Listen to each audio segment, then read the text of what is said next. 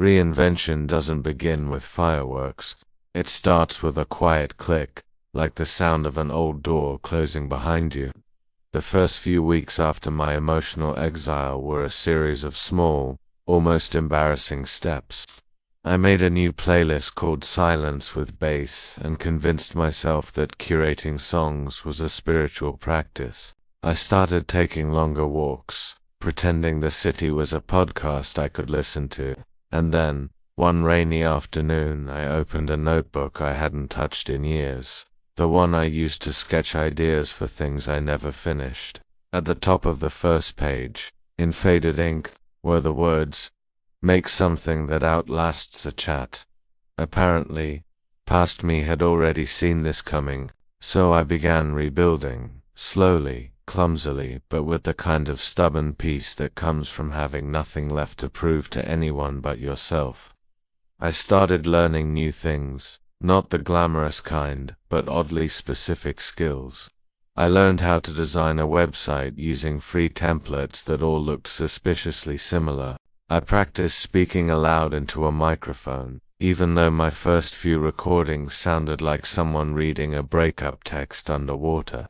I joined a local writing group that met on Tuesdays, where everyone used fancy notebooks and said things like "I'm exploring voice." At first, I felt like an imposter sneaking into a costume party, but then I realized everyone else felt the same. There were no Emmas here, no invisible hierarchies, just people trying to make something out of the noise.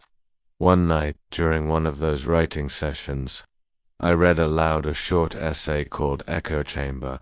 It was about my group chat, thinly disguised of course, but the audience laughed in all the right places, not mockingly, warmly. I even heard one person whisper, "That's actually brilliant." The compliment hit me like caffeine. It wasn't about revenge, it was validation from people who didn't owe me one. That night, I walked home under flickering streetlights, half-drenched, grinning like someone who'd just discovered a new superpower.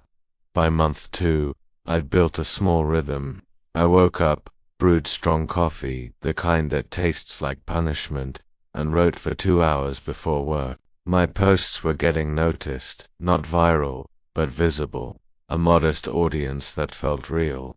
Comments like, "You said what I couldn't put into words," became tiny trophies on my screen. But every now and then, curiosity itched. I'd peek back at my old friends' socials. They were still doing their dinners, still posting their inside jokes. One caption read, "Nothing changes but the weather." I snorted into my mug. Oh, something had changed. They'd lost their unpaid comedian. And then, an interesting twist. One of them followed my new page, not Emma, her lieutenant. Basically, "Maya has started following you." That notification lit up my phone like a flare. I almost laughed. The irony of being ghosted by someone only to have them quietly lurk on your Globelicious. For a brief moment, I debated blocking her, just for poetic symmetry. But then I thought, no, let her watch. Let them all watch. It's the best front row ticket they'll ever get. My blog soon turned into a small podcast. I bought a cheap mic, the kind that buzzes if you breathe too hard, and started recording at night when the world was too tired to judge. I spoke softly, almost whispering, like a secret shared between strangers. The tone was part confession, part lullaby. Funny thing, listeners started calling my voice soothing. Some said they listened before bed to forget their day. Imagine that. The guy who was a bit much now helping people fall asleep. I nearly choked laughing at the irony. My small creative world grew roots. A few local magazines reached out for interviews. I even got invited to record an episode at a tiny studio. The first time I walked in, headphones pressed against my ears, I felt something I hadn't felt in a long time, belonging. The kind that didn't depend on being liked, but on being heard. I remember looking at my reflection through the studio glass, the red rec light glowing faintly, and thinking, maybe this is what Exile was for, because somewhere between losing the chat and finding my voice, I'd stopped caring who clapped, and started enjoying the echo. Sure, I still had moments of loneliness. Nights when I missed sending a stupid meme and seeing 10 notifications pop up. But now, when the silence arrived, I didn't rush to fill it. I just let it hum softly, like background music. Rebuilding yourself, it turns out, isn't about forgetting who left you behind. It's about remembering who stayed, and sometimes, that person is you. And though I didn't know it yet, that small whisper ID started recording from my bedroom would soon echo far beyond what any group chat could contain. The following week I discovered something strange about silence. It has layers. At first, it's loud and awkward, like an empty room after a fight. But if you sit in it long enough, it starts to sound like clarity. Of course, I didn't reach clarity right away. For the first few days, I treated my phone like an archaeological site. I scrolled through old screenshots, voice notes, and messages, as if I were reconstructing a lost civilization. Every laughing emoji felt suspicious. Every "you're so funny" read like coded mockery. I turned our chat history into a crime scene and myself into the detective who both loved and hated the suspects. I found messages that made me grin, memories of inside jokes, chaotic late-night conversations, but they now felt like museum exhibits, things I could look at, but never touch again. And the weirdest part, I couldn't tell when it started to go wrong, maybe when I stopped laughing at Emma's recycled jokes, or when I dared to talk about my podcast idea more than once. Apparently, ambition doesn't fit well in small inboxes. One night, I stumbled on a screenshot I'd forgotten about. Someone had once sent it to me accidentally. It was a cropped part of our group chat, where my name appeared in gray bubbles. The line that stuck out was, "He's just a bit much, isn't he?" Followed by a laughing emoji and a "but we love him though." The though was doing Olympic-level emotional labor. I remember freezing, my hands went cold, like I'd just discovered a spoiler to my own story. It wasn't even cruel, just casual, dismissive, the way people talk about background characters, but I was supposed to be in the main cast. That night, I laughed out loud, not the bitter kind, just a genuine burst of absurd amusement. The same people who once asked me for help editing their resumes had found me a bit much. It was tragicomic really, like getting fired from a volunteer position. I started journaling, not in a dramatic way, more like collecting evidence of my own evolution. I wrote down moments I did held back in that chat. Times I did wanted to say something honest, but didn't because I knew it wouldn't land. Now, I could say anything. There was a kind of freedom in exile. So, I wrote posts instead, short essays about belonging, silence, and how group chats are basically miniature societies that crumble under the weight of unread messages. They weren't masterpieces, but people read them. Real people, strangers who didn't know me but somehow got me. The comments section became my new circle, quieter, kinder, no inside jokes, just outside empathy. And it was funny, these people didn't need me to tone it down. If anything, they wanted more. I began to notice how often my old friends used to screenshot my messages and share them privately. Lol, look what he said. Now strangers were quoting my words for inspiration. Same content, different lighting. Still, I miss the chaos sometimes. The random good morning texts, the pointless memes. But nostalgia is like a bad perfume, sweet at first, then headache-inducing. So I let it fade. When Emma posted a new beginnings photo with the group, I didn't even flinch. I just scrolled past it, humming to myself. Somewhere between heartbreak and freedom, I'd developed a sense of humor about the whole thing. Like imagine getting kicked out of a chat, only to realize the Wi-Fi bill was never worth it anyway. I started thinking less about revenge and more about reinvention. My blog was gaining traction, small but steady. Each week, more readers tuned in, They shared my posts on their stories, ironically, the same way my old friends used to share memes about me. It was as if I'd been pushed off a cliff and accidentally learned to fly on the way down. The funny thing about screenshots, they capture moments, not momentum.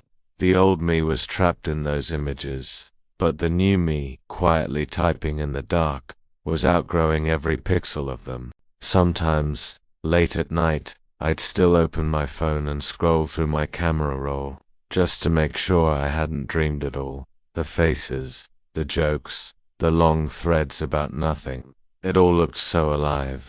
But when I zoomed in, I noticed the cracks, the subtle digs, the hidden competition, the polite laughter that never reached their eyes. Maybe I didn't lose friends.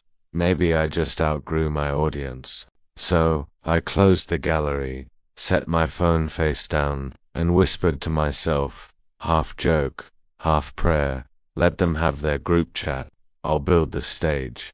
At the time, I had no idea how literal that promise would become.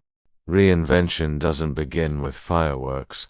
It starts with a quiet click, like the sound of an old door closing behind you. The first few weeks after my emotional exile were a series of small, almost embarrassing steps. I made a new playlist called Silence with Bass and convinced myself that curating songs was a spiritual practice. I started taking longer walks, pretending the city was a podcast I could listen to. And then, one rainy afternoon, I opened a notebook I hadn't touched in years, the one I used to sketch ideas for things I never finished. At the top of the first page, in faded ink, were the words, "Make something that outlasts a chat." Apparently, past me had already seen this coming, so I began rebuilding. Slowly, clumsily, but with the kind of stubborn peace that comes from having nothing left to prove to anyone but yourself. I started learning new things, not the glamorous kind, but oddly specific skills. I learned how to design a website using free templates that all looked suspiciously similar. I practiced speaking aloud into a microphone, even though my first few recordings sounded like someone reading a breakup text underwater. I joined a local writing group that met on Tuesdays, where everyone used fancy notebooks and said things like "I'm exploring voice." At first, I felt like an imposter sneaking into a costume party, but then I realized everyone else felt the same. There were no Emmas here, no invisible hierarchies, just people trying to make something out of the noise. One night, during one of those writing sessions, I read aloud a short essay called Echo Chamber. It was about my group chat, thinly disguised of course, but the audience laughed in all the right places, not mockingly, warmly. I even heard one person whisper, "That's actually brilliant." The compliment hit me like caffeine. It wasn't about revenge, it was validation from people who didn't owe me one. That night, I walked home under flickering streetlights, half-drenched, grinning like someone who'd just discovered a new superpower. By month 2, I'd built a small rhythm. I woke up, brewed strong coffee, the kind that tastes like punishment, and wrote for 2 hours before work. My posts were getting noticed, not viral, but visible. A modest audience that felt real. Comments like, "You said what I couldn't put into words," became tiny trophies on my screen. But every now and then, curiosity itched. I'd peek back at my old friends' socials. They were still doing their dinners, still posting their inside jokes. One caption read, "Nothing changes but the weather." I snorted into my mug. Oh, something had changed. They'd lost their unpaid comedian. And then, an interesting twist. One of them followed my new page, not Emma, her lieutenant. Basically, "Maya has started following you." That notification lit up my phone like a flare. I almost laughed. The irony of being ghosted by someone only to have them quietly lurk on your Globelicious. For a brief moment, I debated blocking her, just for poetic symmetry. But then I thought, no, let her watch. Let them all watch. It's the best front row ticket they'll ever get. My blog soon turned into a small podcast. I bought a cheap mic, the kind that buzzes if you breathe too hard, and started recording at night when the world was too tired to judge. I spoke softly, almost whispering, like a secret shared between strangers.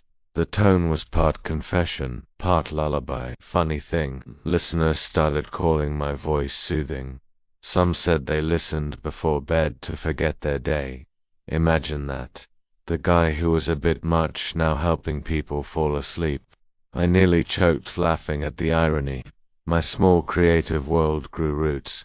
A few local magazines reached out for interviews. I even got invited to record an episode at a tiny studio. The first time I walked in, headphones pressed against my ears, I felt something I hadn't felt in a long time: belonging. The kind that didn't depend on being liked, but on being heard. I remember looking at my reflection through the studio glass, the red rec light glowing faintly, and thinking, maybe this is what Exile was for, because somewhere between losing the chat and finding my voice, I'd stopped caring who clapped, and started enjoying the echo. Sure, I still had moments of loneliness.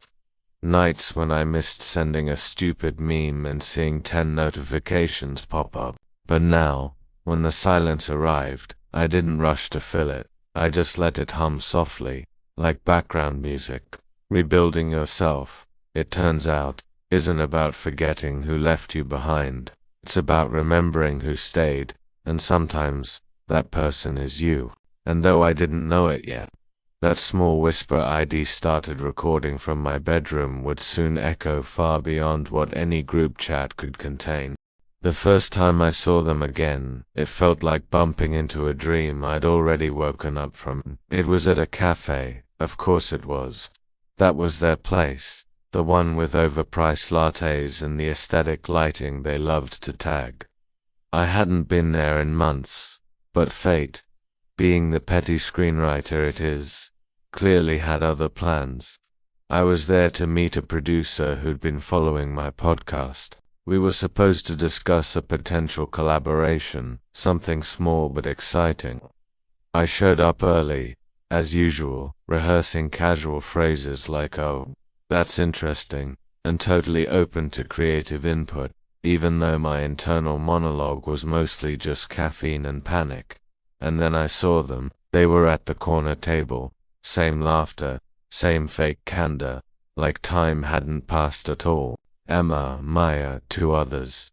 The same lineup from the inner circle, except now, without me, it looked quieter, like a concert missing its percussionist. They didn't see me at first. I stood in line, pretending to check my emails, while my heart performed an interpretive dance.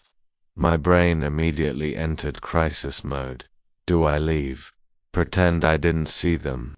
Hide behind the pastry display? But before I could pick an escape route, the barista called out, "Iced caramel macchiato," for, of course, my name, loud, sharp, betraying me completely. Emma turned first. Her eyes widened for a millisecond, then slid into that polished social smile I used to envy. "Oh my God," she said, in a tone that meant the exact opposite. "It's been forever." "Yeah," I said, smiling back. The universal mask for awkward encounters. Guess time flies when you're deleted. Her laugh came half a second too late.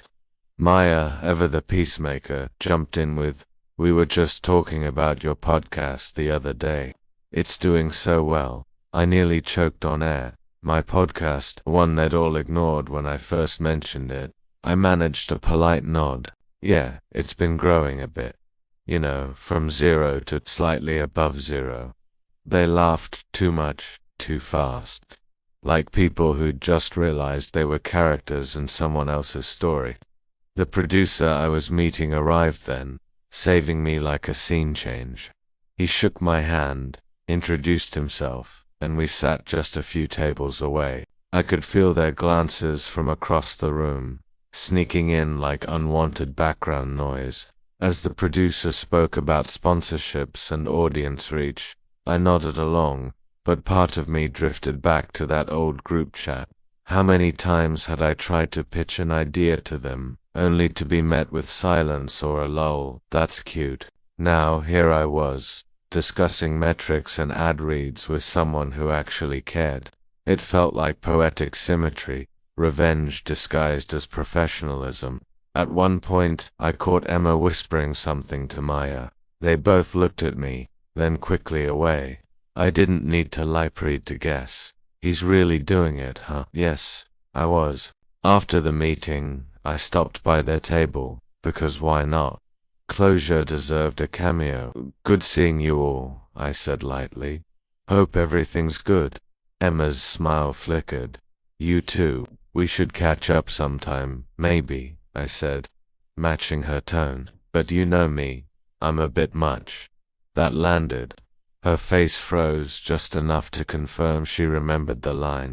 I walked out before she could reply. Outside, the air felt different, not colder, not warmer, just mine. I took a deep breath, watched the steam from my coffee rise into the air, and laughed under my breath. For the first time, I realized I didn't want revenge. I wanted recognition, and I already had it. That night, I recorded a new podcast episode titled The Awkward Reunion. I spoke softly, weaving humor with honesty. Sometimes, you don't need to clap back. Just show up, glow up, and let the silence do the talking. The episode went viral within days. Not millions of views, but enough to make waves. Comments flooded in. This hit too close to home. I saw my group chat in this. Tell me why I felt this in my bones. One comment, though, stood out. Proud of you. Didn't know you had this in you. The username, Maya.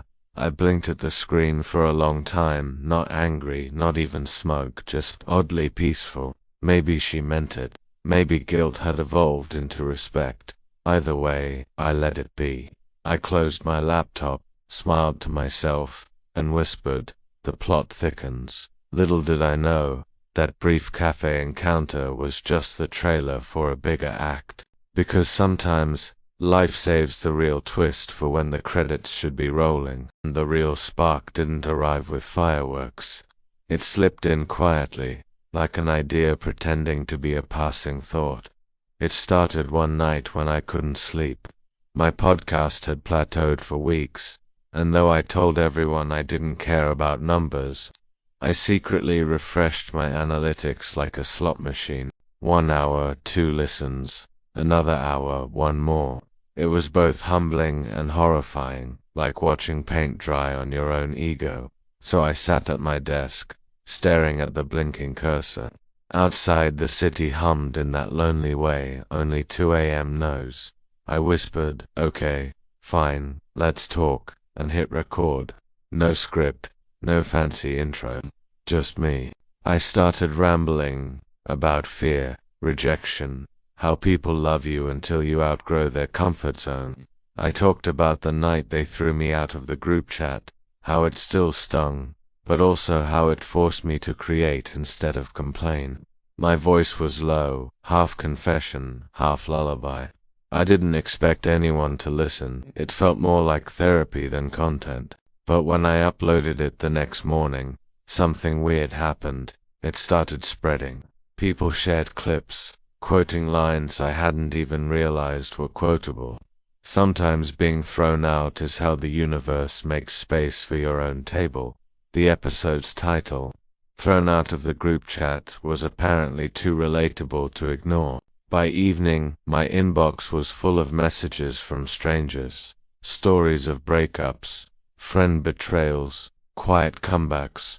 My tiny corner of the internet had turned into a confessional booth for the emotionally exiled, and that's when the spark hit. This wasn't just a podcast anymore. It was a movement, small, but glowing. People were hungry for the kind of honesty that didn't require hashtags. They wanted the calm in my voice, the humor that made the pain digestible. So I leaned in. I started treating my microphone like an old friend.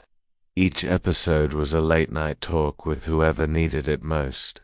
I spoke about comparison, envy, rediscovering self-worth in a world obsessed with digital applause. And the crazy part, the more vulnerable I got, the more powerful it felt. Like every confession I released came back tenfold in solidarity. I wasn't just telling my story anymore. I was hosting an invisible campfire for everyone who'd ever been excluded. One listener emailed me saying, "Your voice sounds like closure." I nearly cried, then immediately joked out loud, "Closure, but make it podcastable." That became my unofficial brand, therapy with sarcasm. Of course, success came with its tiny ironies. Suddenly, the same friends who once ignored my ideas were posting vague captions like, "Proud of everyone chasing their dreams." It was both flattering and mildly nauseating. Then one day, out of nowhere, Emma herself followed my podcast account. No message, no comment, just a silent follow. I stared at it for a full minute, sipping lukewarm coffee like I was in a slow burn drama. I almost wanted to post a story captioned, "Welcome back to the group chat," but I resisted. Growth, apparently, is the art of not taking the bait. Instead, I focused on creating. I poured myself into a new mini-series called Unsent Messages. Each episode was structured like a letter to someone I never planned to send. To Emma, to Maya, to my younger self, to the version of me that thought belonging meant being tolerated. Listeners loved it. The comments were full of tears and laughing emojis. Someone wrote, "You're turning pain into poetry and sarcasm into survival." I screenshotted that one. It felt like an achievement unlocked. One night while recording, I caught myself smiling mid-sentence, not because of revenge, not because of validation, but because I realized I was finally speaking in my own language. No filters, no group consensus, just me narrating my comeback in real time. That same week, I got an unexpected DM from a small media outlet. They wanted to feature me in an article called Voices That Heal. The pitch felt surreal. Me, the person who once got muted in a group chat, now being interviewed for having a voice that resonates. The interview went well, mostly because I forgot to be nervous. The journalist asked, "What inspired your tone? It's so calm, yet kind of sharp." I laughed. Probably all the things I wanted to say back then, just said slower and with a pop filter. When the article went live, my follower count tripled overnight. Comments poured in from new listeners saying they discovered me because their friend sent them a clip.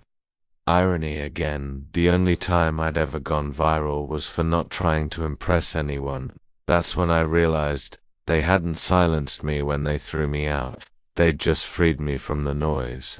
The spark nobody saw had finally caught flame, and while my old friends were busy curating aesthetics, I was building something messy, honest, and real.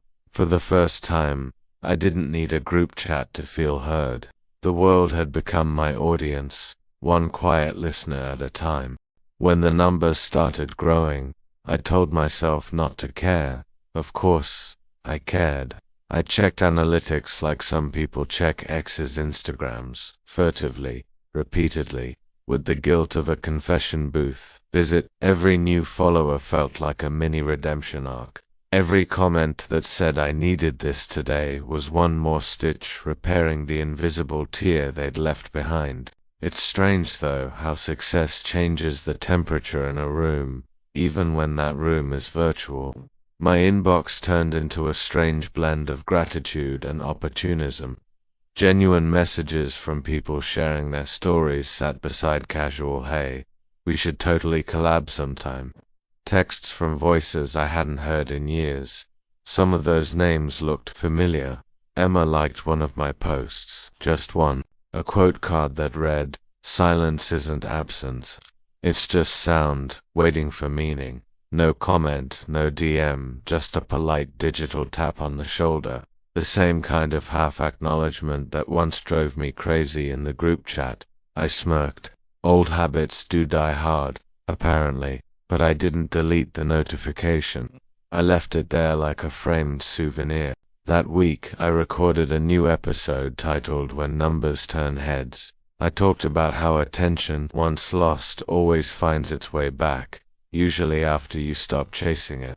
I joked that success is like Wi-Fi. People only notice when the signal's strong. The episode exploded. I don't mean viral like cat video viral, more like slow burn through the internet viral, shared in small circles, quoted in captions, turned into sound bites on TikTok. Suddenly, my calm sarcasm was trending under #RevengeGlow. I laughed out loud when I saw it. Great, I said to no one. I've become self-care with spite. Brands started emailing me. Not big names, but enough to make me feel like a respectable adult with a microphone. A coffee company wanted me to read ad copy in my soothing tone. I did. It felt hilariously full circle. Me, the ex-group clown, now selling caffeine with emotional depth. Then came the invitations, guest features, small panels, virtual events about creativity and resilience. I said yes to most, even though half the time I felt like an imposter who'd stumbled into success wearing pajamas. At one event, I was paired with a speaker I used to know from school, someone who once joked I'd peak on SoundCloud. Now he was the one complimenting my delivery. I almost laughed mid-panel. Growth, I realized, sounds best when you let other people announce it for you. Still, fame, no matter how modest, comes with side effects. Suddenly, everyone who once overlooked you acts like they were there from day one. The "we always believed in you" crowd appears out of thin air, holding revisionist history like a bouquet. One evening I got a message from Maya, "Proud of you. You really made something beautiful out of all that." I stared at it for a long time. Her words were kind, maybe even sincere, but they carried the faint perfume of nostalgia and apology. I typed, deleted, retyped, then finally sent, "Thanks, Maya. Hope you're doing well too." It wasn't forgiveness, but it was peace with punctuation. Funny thing, after that, I stopped checking their profiles. I didn't need to. The dynamic had shifted. They were spectators now, not participants. A few weeks later, I got my first official speaking invitation, a small creative summit, nothing grand, but they wanted me to give a 20-minute talk about the power of rejection. The irony was almost cinematic. When I saw the event organizer's name, my jaw actually dropped. It was Emma. Not directly, of course. She was part of the hosting committee. The email was formal, polite, painfully professional. "We'd be honored to have you as a guest speaker. Your story aligns perfectly with our theme, turning setbacks into success." I laughed so hard I had to sit down. The universe, apparently, had an excellent sense of humor. I stared at the screen, sipping coffee, imagining the faces they'd make when I stepped on that stage. For a second, I considered saying no. But then I thought, why rob the story of such a perfect third act? So I replied with exactly 3 words, "Count me in." That night, I couldn't sleep. Not from anxiety, but from a buzzing, electric kind of joy. The kind that hums behind your ribs when life finally gives you the scene you didn't know you were waiting for. I pictured the moment. Lights, murmurs, the hush before a speech. Them sitting somewhere in the front row, maybe pretending not to be impressed. And me, calm, unbothered, smiling like someone who's already delivered every line in their head. The next chapter was practically writing itself. And for the first time, I didn't feel like the person who'd been thrown out of a chat. I felt like the author of what came next. The day of the summit arrived like a scene that had been rehearsed in dreams. I wore the kind of outfit that said effortless confidence, black blazer, crisp shirt, and the faintest smirk I couldn't quite hide. Not revenge, not exactly, more like poetic symmetry. The venue was one of those minimalist co-working spaces, dressed up as an event hall, bare concrete walls, Edison bulbs dangling like punctuation marks in a conversation about ambition. There was free espresso, awkward name tags, and people networking with the hunger of job hunters disguised as creatives. I checked in, grabbed my lanyard, speaker, my name, and caught my reflection in the polished glass door. For a brief second, the younger version of me stared back, the one who once sat outside a cafe while Emma and the others laughed at my weird metaphors. That kid looked nervous. I winked at him. "We're good now," I whispered. Then I walked in. Emma was there, of course. Hair shorter, confidence sharper, eyes slightly wider when she saw me. It wasn't a dramatic gasp, more like the micro-expression of someone who's just remembered a dream they'd rather forget. She smiled, polite and brittle. "Hey, it's been a while." I smiled back, slow and measured. "Yeah, guess we've both been busy." She laughed lightly, the kind of sound people make when they're really not sure what else to do with their mouths. Before we could spiral into nostalgia, the event coordinator interrupted. "We're starting in 10. Saved by the bell, or, in this case, by the microphone. When it was my turn, I stepped on stage. The lights were soft but blinding. Faces blurred into a watercolor of curiosity. My palms were steady. The clicker in my hand felt like an old friend. I began simply. "They told me I was too much." A pause. A few nods. "Too talkative, too emotional, too everything." Funny thing is, they were right. I was too much. For them. A ripple of laughter moved through the audience. I smiled. Hook set. I told the story, not with bitterness, but with surgical precision. I talked about rejection, about silence, about turning pain into narrative. I didn't name names. I didn't have to. The power wasn't in calling them out. It was in showing I'd outgrown the need to. Halfway through, I caught Emma's face in the crowd. Her eyes weren't defensive anymore. They were reflective, maybe even proud. The human condition in one look, regret and recognition dancing cheek to cheek. I ended with, "Sometimes, the best revenge is not proving them wrong. It's outgrowing the version of yourself that needed their approval in the first place." Then silence, then applause, real applause. After the talk, people lined up to shake my hand. Compliments, selfies, business cards, validation wearing its best suit. Emma approached last, waiting for the crowd to thin. She looked smaller up close. Or maybe I'd just grown. "That was incredible," she said. "Really?" I nodded. "Thanks. It was good to see you." A beat of silence. She hesitated, then added softly, "You always had this in you. I just didn't see it back then." I looked her in the eye. "That's okay. I didn't either." We smiled, a genuine one this time, and she walked away. No drama, no grand closure, just a quiet mutual understanding that some people are meant to be lessons, not lifelong cast members. Later that night, I sat in my apartment, still wearing the lanyard. My inbox buzzed, new followers, podcast downloads spiking, an offer to write a book.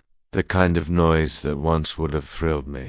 Now, it just hummed in the background like white noise behind something more important. Calm. I made tea, opened my notebook, and wrote 3 words on a blank page. The story continues. Then I added one more line, because I couldn't help myself. And this time, I'm the narrator.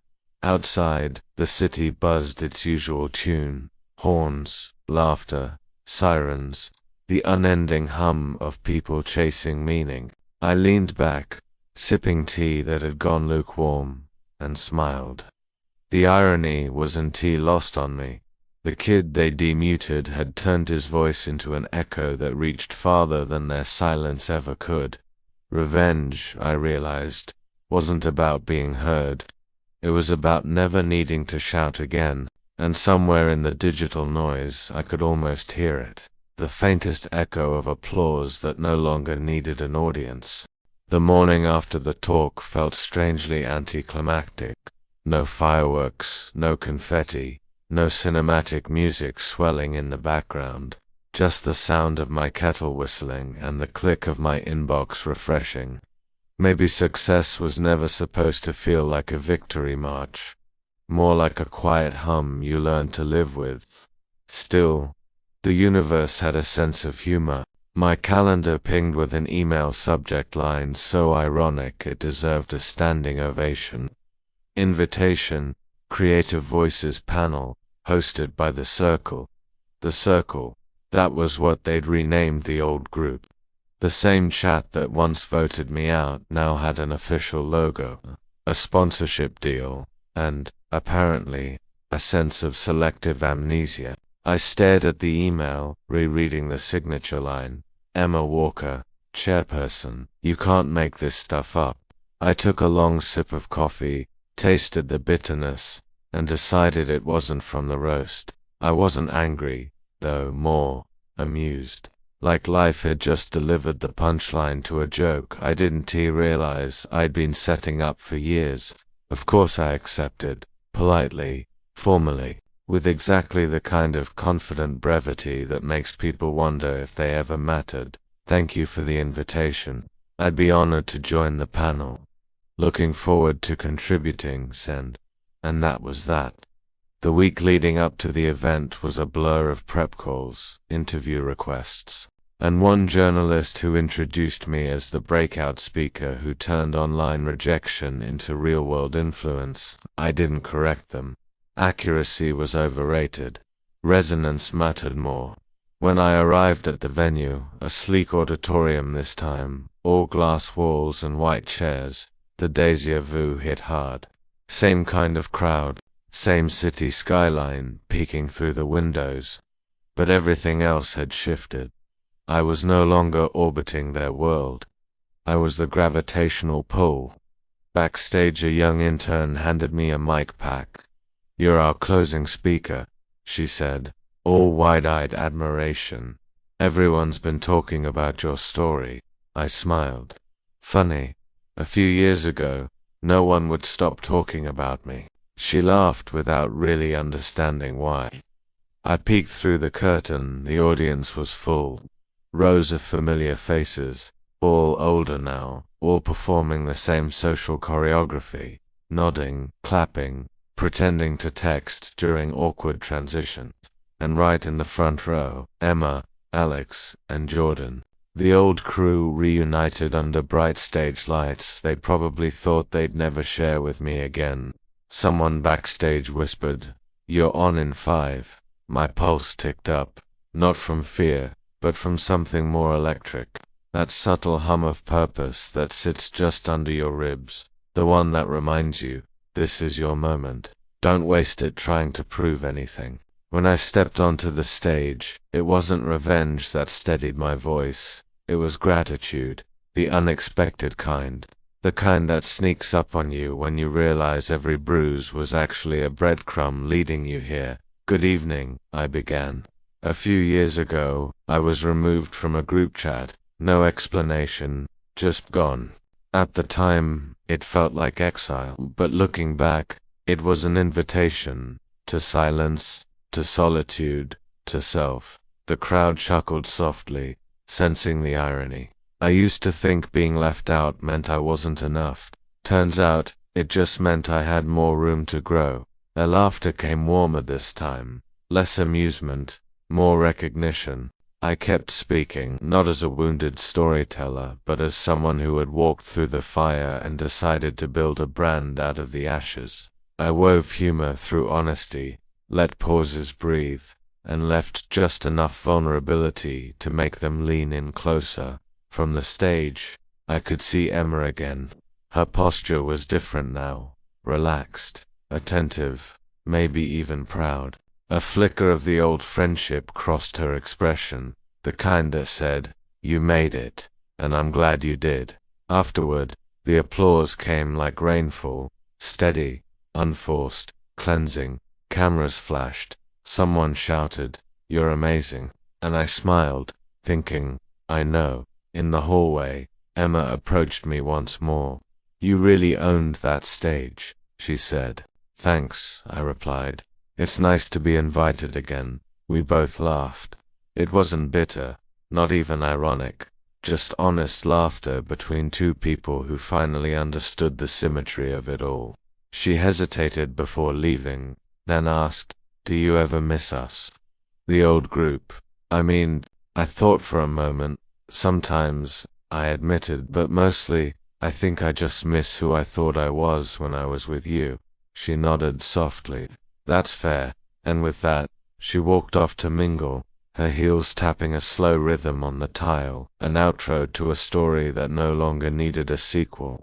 I stayed back, watching the crowd dissolve into conversations and laughter, realizing that the most satisfying closure isn't a door slamming shut.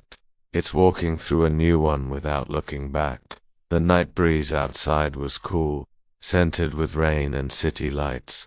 I loosened my tie, slipped my phone into my pocket, and whispered to no one in particular, thrown out of the group chat. Now the guest speaker. Guess the plot twist wrote itself. Then I laughed, quietly, genuinely, and walked away under the buzz of street lamps that flickered like applause. The city looked softer that night, like someone had dialed down its sharpness just for me. Streetlights glowed in honey-colored halos, and puddles reflected neon signs in lazy fragments. I walked slower than usual, letting the rhythm of footsteps and wind fill the silence that used to make me anxious. It was over, or maybe begun again, depending on how you frame things. The event had ended hours ago, but my mind was still buzzing, not with adrenaline, but with something deeper, a kind of peaceful hum that comes after years of chasing validation and finally realizing you've been holding the key to your own approval all along. When I got home, I tossed my blazer on the couch and kicked off my shoes like a victor returning from an oddly polite war. My phone was still buzzing on the counter. Notifications, tags, congratulatory messages from people who hadn't spoken to me in years. One read, "So proud of how far you've come," from a name I hadn't seen since the day they voted me out of that group chat. I laughed. The full, quiet kind. The one that bubbles up from irony rather than joy. A part of me wanted to ignore it. Another part, curious, nostalgic, maybe just mischievous, clicked reply. Thanks. I couldn't have done it without the silence. Send. Then I muted the chat. Again. Some traditions are worth keeping. I poured myself a glass of water, sat by the window, and opened my journal. The city outside shimmered like static, alive and half asleep. I wrote, "Revenge is overrated. Growth is quieter, but it echoes longer." My handwriting looked different now, steadier, like even my pen had matured. I thought about the early days, sitting alone, checking my phone every 5 minutes, wondering what they were talking about without me. The invisible sting of being erased. How it had shaped everything that followed. And yet, now, looking back, I felt no bitterness, just a strange gratitude. They had done me a favor without knowing it. They freed me from a smaller version of myself, the one who waited for permission to be interesting, the one who mistook group approval for self-worth. The room was quiet, except for the soft hum of the fridge and the occasional car whispering down the street. I closed my eyes and imagined that night again, the one years ago, when the notification had popped up. You'd been removed from the group chat. Back then, it felt like a door slamming. Now, it sounded more like wings opening. I chuckled softly at the thought. Too poetic, I said out loud to no one. Then, smirking, added, but then again, they did say I was dramatic. The next morning I woke up to headlines from online magazines quoting snippets of my talk. Phrases like redefining rejection and turning isolation into art. I made coffee, skimmed through them, and couldn't help but think, if the world knew how many tears, playlists, and awkward solo dinners it took to get here. They might not call it success, they might just call it survival with style. Later that afternoon, a friend from my new circle called "You Free Tonight?" We're doing karaoke. Themes redemption songs. I laughed so loud the phone nearly slipped from my hand. "I'm in," I said, at the bar, surrounded by new faces and bad renditions of 2000s pop hits. I realized something profound. Happiness doesn't need to be cinematic to be real. It can live in off-key singing, shared fries, and the occasional inside joke that no one weaponizes. At one point, someone handed me the mic. I picked a song half as a joke, half as confession, "Stronger" by Kanye West. The first line came out shaky, then confident, then full. The crowd cheered, laughing, clapping, shouting my name. It wasn't the applause of recognition this time. It was the applause of belonging. After the song, a friend leaned over and said, "You really were born for a stage." I smiled. "Yeah, I just took the scenic route getting there." The night blurred into laughter and neon and the faint smell of rain. And as I walked home, mic still ringing in my memory, I realized something simple, but final. The version of me that had once begged to be included would never survived this joy. It required solitude to grow this kind of self-assured peace. I didn't need to be part of any group chat anymore. I'd built my own, offline, human, unmuted. When I got home, I wrote one last note in my journal before bed. They removed me from their story, so I wrote my own. And somehow, they ended up as background characters in it. The ink bled slightly on the page. Fitting, I thought. Some endings are meant to blur. The day after the karaoke night began with sunlight instead of alarms. That, in itself, felt like a small rebellion. I lay still for a moment, the warmth spilling across my face.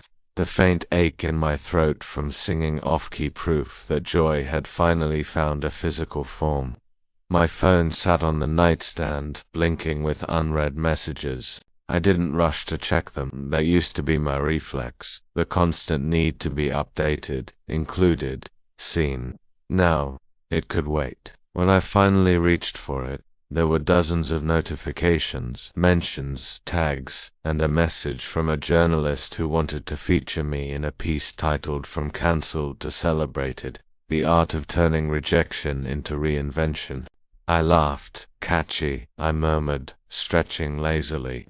Scrolling through, I found one message that stopped me for a beat.